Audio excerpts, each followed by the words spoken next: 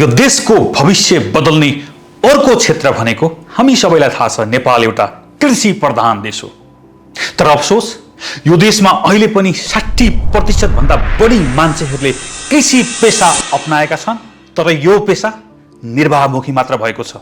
जबसम्म यो पेशालाई व्यावसायिक बनाउन सकिँदैन, प्रविधि मैत्री बनाउन सकिँदैन, यो पेशाबाट हामीले धेरै फाइदा लिन सक्दैनौँ। त्यसकारण अब बन्ने सरकारले 60% भन्दा बढी मान्छेहरूलाई घटाएर 30% मा झार्नु पर्यो।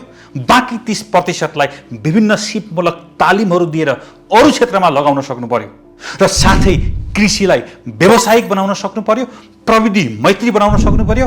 हरेक स्थानीय ठाउँमा चिस्यान केन्द्रहरू, कोल्ड स्टोरहरू बनाउनु पर्यो, प्रशोधन केन्द्रहरू बनाउनु पर्यो। अनि मात्र यो कृषिबाट हामीले, यो देशले धेरै भन्दा धेरै फाइदा उठाउन सक्छ।